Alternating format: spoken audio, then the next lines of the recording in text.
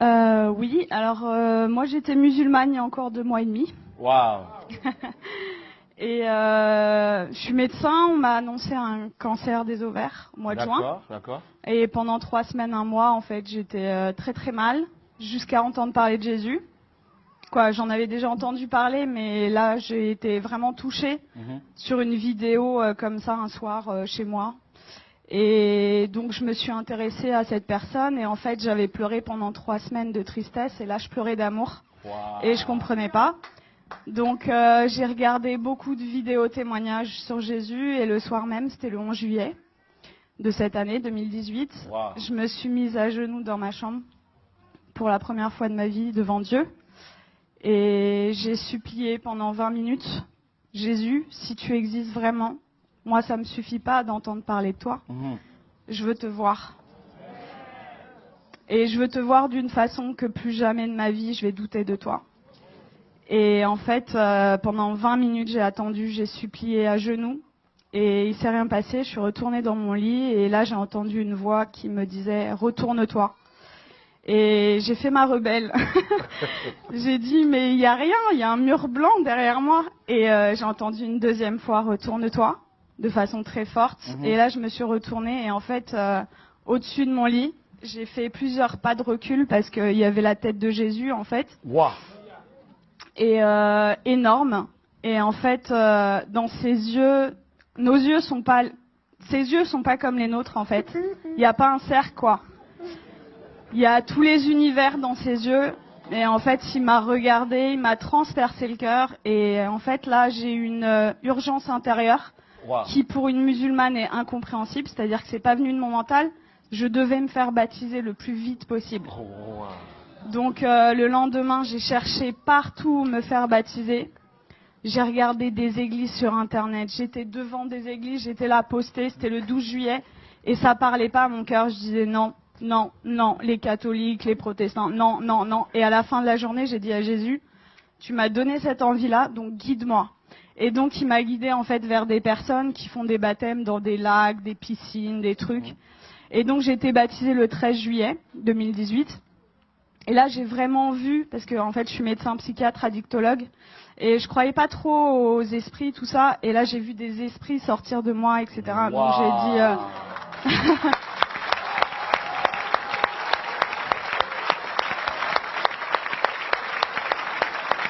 Est-ce que ça vous dérange de venir un peu? Hein? Ça vous dérange de venir? De quoi? Est-ce que vous pouvez venir? C'est possible? Ah oui, je peux. Mais là, c'est... Quand on parle de Jésus ici, là... Wow! Jésus... Attends. Merveilleux, merveilleux, Jésus est pour moi, tout-puissant, créateur, prince de la paix. Il me sauve, il me garde, en lui à jamais. Merveilleux, mon sauveur, mon Dieu, mon... Wow!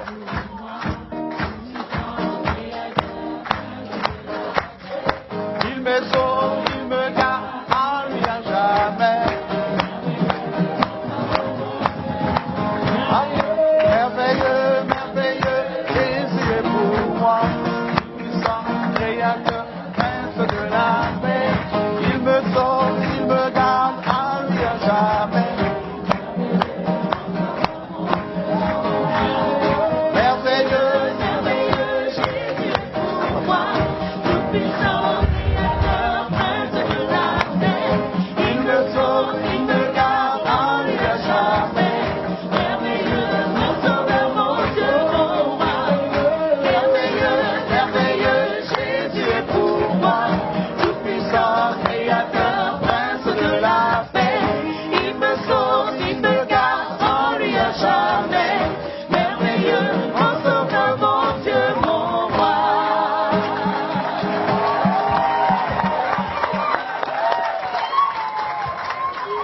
Wow. Donc je continue. Donc là, j'ai vu des esprits sortir de moi et je rentre chez moi, c'était le 13 juillet. Et là, dans mon lit, je commence à parler une langue où je comprenais rien. Et là, je dis, mais qu'est-ce que c'est que ça? Et en fait, on m'a dit après, c'est du parler en langue. Mais chez les musulmans, ça n'existe pas. Donc moi, j'avais jamais entendu parler du parler en langue. Et ça a duré 3/4 d'heure, 1 heure. J'ai parlé une langue où je comprenais 0 mot. Et en fait, j'ai senti une énergie remonter de mon ventre. Et je prenais comme ça. Et je jetais, en fait. Ça a duré 3/4 d'heure, 1 heure. Et là, au bout de 3/4 d'heure, 1 heure, j'ai arrêté de parler. Et j'avais des douleurs depuis 4 ans, tous les jours. Et là, pour la première fois depuis 4 ans, plus aucune douleur.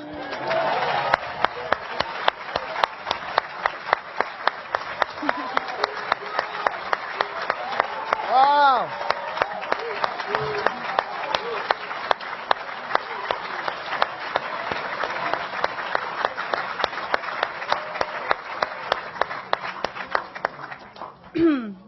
Et donc là, j'ai dit, ok, je suis guérie, c'est bon. J'ai pris rendez-vous chez mon gynéco le 17 juillet. Et j'arrive et je lui montre les examens complémentaires, les marqueurs tumoraux, l'IRM pelvienne. Et il me dit, bon, écoutez, alors c'est une maladie très sévère. On va opérer, on va faire un traitement, etc. Et là, je le regarde avec le sourire et je lui dis, vous savez pas ce que je vais vous dire? Je suis guérie. Et là... Et là, il me dit, comment ça, je comprends pas. Il m'a écouté quand même parce que je suis médecin, j'ai un cabinet juste à côté de chez lui, quoi. Donc il savait que c'était pas n'importe, voilà. Et là, je lui dis, mais en fait, je suis guérie. Et il me dit, bon, parce que le déni en médecine, ça existe beaucoup. Il me dit, bon, allez, on va faire l'échographie. Et en fait, là, il me fait l'échographie et il était bouche bée. Donc, en fait, il passe sur l'ovaire gauche. Là, il me dit au ralenti, ovaire gauche normal. Et après, il passe sur l'ovaire droit et il me dit, ah, il y a 2 images. Je dis, ouais. Et il me dit, ah, mais attendez, c'est des follicules de maturation. Donc, en fait, les follicules de maturation, c'est ce qui donne les ovules. Et moi, je n'en avais plus. Donc, en fait, là, mes ovaires étaient morts et ils sont revenus à la vie. Oh.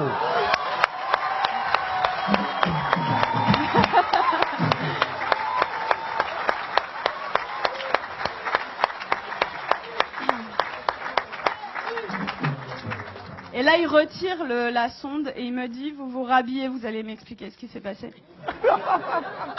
Et du coup, je lui raconte en gros que j'ai rencontré Jésus 6 jours avant, qu'il m'a guéri et tout. Et il me dit, bon, écoutez-moi bien. Moi, je crois en Dieu, donc je pense que c'est possible.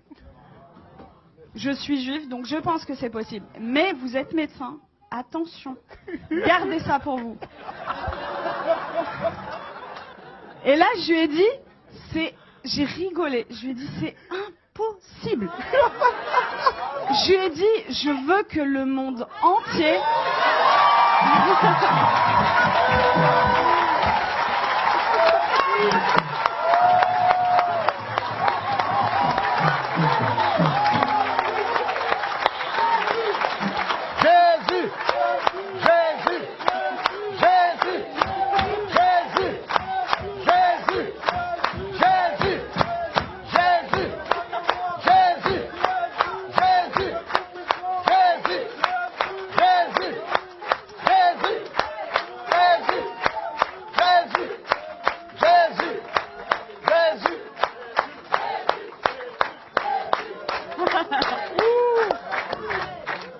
Je lui ai dit, je veux que le monde entier sache que Jésus est vivant.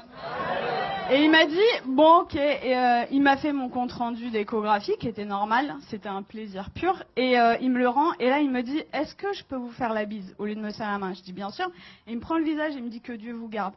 Et en fait, ce que je raconte partout autour de moi, c'est... Tout à l'heure, le frère disait que vous aviez vécu au Cameroun l'acte des apôtres. En fait, c'est ce que je vis tous les jours, quoi. Et c'est-à-dire que je travaillais que en cabinet. Le Seigneur m'a amené à travailler à l'hôpital, aux urgences. Et en fait, je vois des cas psychiatriques sévères. Et ma première garde après mon baptême, les infirmiers, le geste qu'ils ont fait le plus dans la nuit, c'était ça. Ils y croyaient pas, en fait. Il y avait que des miracles. Toute la nuit. Ils n'ont pas compris.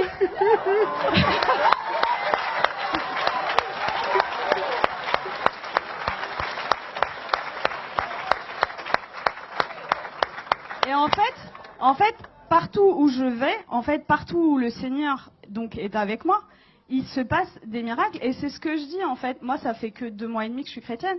Et je vois les frères et sœurs, ils osent pas parler de Jésus. Ils ont limite honte de lui. Je dis, mais oh! Moi, je vais au salon de coiffure, il y a des coiffeuses qui sont guéries. Je vais à la boulangerie, à la boulangère.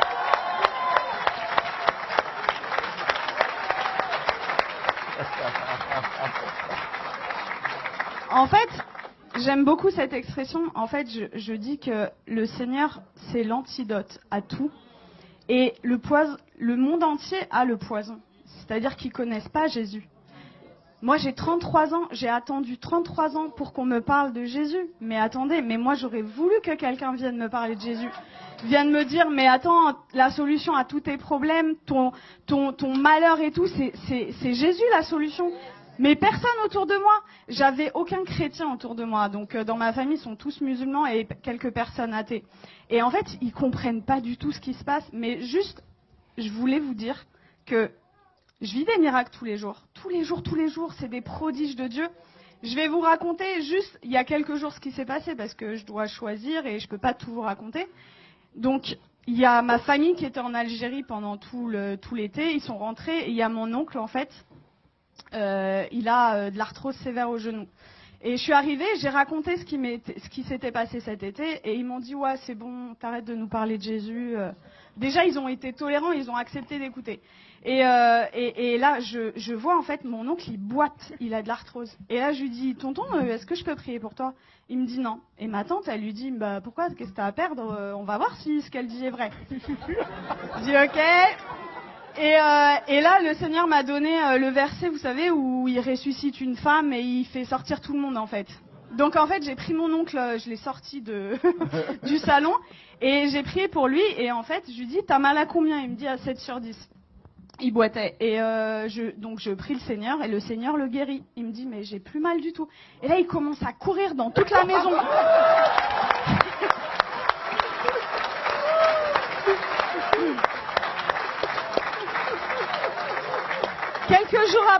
Quelques jours après, je retourne dans la famille et là, il me dit, Nermine, tu vas pas me croire, j'ai vu mon ophtalmo. En fait, il voit son ophtalmo 2 fois par an, et pour son glaucome. Donc, le glaucome, c'est une maladie chronique, c'est à vie, c'est comme le diabète. Et il me dit, l'ophtalmo, il a pas compris, j'ai plus de glaucome. Il lui a dit, je peux pas t'arrêter les 2 traitements parce que voilà, mais j'en arrête 1 sur 2. La prochaine fois, s'il y a plus rien, on arrête le 2e, quoi. Et donc ça, c'était mon oncle et mon père qui a 80 ans, musulman depuis 80 ans. Wow. J'ai été le voir, ça faisait très longtemps que j'étais pas allée le voir, au moins 6 mois, 1 an. J'ai été le voir jeudi dernier. Et en fait, je lui ai raconté ce qui m'est arrivé. Il a été guéri, j'ai prié pour lui, il a été guéri de ses acouphènes, c'est des bourdonnements. Il avait depuis 10 ans, plus d'acouphènes. Il avait mal au dos, il pouvait pas sortir sans ceinture. Plus de ceinture, je l'ai sorti sans ceinture. Il voyait double, il avait une diplopie. Il voyait double quand il mettait pas ses lunettes. Plus de diplopie. Et là, au bout de 2 heures, il me dit, c'est bon, je me donne à lui.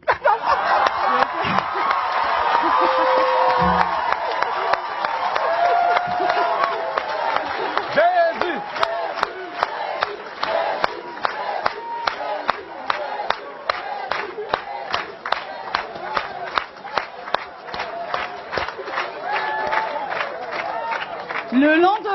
Le lendemain, donc c'était vendredi là, non, c'était pas hier, c'était vendredi dernier. Vendredi, j'arrive, donc le lendemain, en fait là, il me dit, tout ce qu'on s'est dit là, t'oublies, c'était des bêtises, tu me parles plus de Jésus. J'étais choquée. Je dis bon, ok. Et là, dans ma tête, au bout de 2 minutes, je dis non, ça va pas se passer comme ça. Et ça, vraiment, les frères et sœurs, c'est un truc hyper important. Vous priez, mais il faut proclamer aussi ce qui est écrit dans la parole. Et donc, dans ma tête, j'ai dit, je proclame qu'il appartient à Jésus. Je proclame qu'il appartient à Jésus. Et donc, j'ai proclamé. Et là, il me dit, j'ai la tête lourde et tout. Et j'ai dit, j'ai vu l'opportunité. Je dis, je peux prier pour toi? Et il me dit, non, tu m'approches pas. Et donc, en fait, 3 fois d'affilée, en 1 heure, peut-être 3 fois, je lui ai proposé. La 3e fois, il me dit, ça prend combien de temps? Je lui dis 5 secondes. Je dis ok. Il me dit ok. Donc, je mets ma main comme ça, je chasse les esprits au nom de Jésus. Et là, il éternue, mais de façon disproportionnée. Et là, il me regarde et il me dit, c'est parti. Je dis, ah ouais? Et il me dit, tu crois que ça a un rapport avec ta prière? Je dis, bah totalement. Et du coup, on est reparti à parler de Jésus. Je l'ai sorti, on est parti manger ensemble. Ça faisait 20 ans, ça faisait 20 ans qu'on n'était pas sortis ensemble. Et en fait, je lui ai parlé du baptême dans l'après-midi. Et dans l'après-midi, il me dit, ok, je suis ok pour être baptisé. Donc là, j'étais là. J'ai dit, je vais te baptiser dans ma baignoire, mais je voulais pas le faire toute seule. Donc j'ai écrit à des frères et tout. Oh, mon père, il veut se faire baptiser, tu sais. Et du coup, j'ai un frère qui est venu et à 21h vendredi dernier, j'ai baptisé mon père.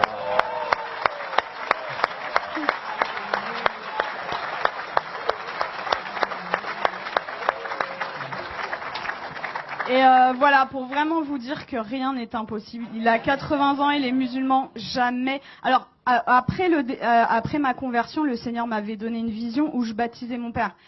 Je disais, ok, Seigneur, mais waouh.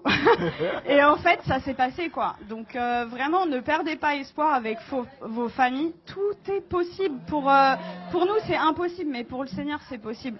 Et voilà, vraiment, votre vie, ça devrait ressembler au lac des apôtres, quoi. Donc vraiment, n'ayez pas honte de parler de Jésus. Qu'est-ce que ça va vous coûter, vous passez à la boulangerie? Vous savez, moi, je suis dans ma voiture et même sur le périph', j'ai des gens, en fait, je loue le Seigneur, j'ai effacé toutes mes musiques du monde, là, et j'ai mis des louanges. Et donc, je chante et tout, et même sur le périph', il y a des gens, ils passent sur le périph', ils me font comme ça. Et moi, j'ouvre ma fenêtre et je leur dis, Jésus est la réponse. Et voilà, et en fait, franchement, si moi, en tant que médecin, et venant d'une famille de musulmans, je prends le risque. Vous qui avez votre famille, etc., qui croyez, mais osez, quoi, parler de Jésus tout le temps, parce que, voilà, j'ai une image qui m'était venue, c'est limite non-assistance à personne en danger, en fait, de pas parler de Jésus. C'est l'antidote des antidotes à tout, et vraiment, quand vous découvrez un antidote et que quelqu'un en face de vous a le poison, ben vous gardez pas l'antidote pour vous, quoi, c'est égoïste. Donc il faut le partager. Wow. Voilà. Et tout à l'heure, je suis arrivée, j'ai parlé avec Laurent et ça m'a beaucoup touchée parce que quand j'étais petite, en fait, quand on me demandait quel métier tu veux faire, je disais Mère Teresa. Et dans une famille musulmane, vous imaginez, et ils m'ont dit non, ça va pas être possible. Non, tu vas changer, tu changes. Et du coup, j'ai dit bon bah ok, je vais être médecin. Et en fait, c'est incroyable comment le Seigneur il est en train d'organiser les choses. Et du coup, quand Laurent m'a parlé d'orphelinat tout à l'heure, je sens que j'ai un appel fort pour ça. Et voilà, on verra comment le Seigneur fait les choses. Mais voilà, Dieu vous aime beaucoup et croyez. Alléluia.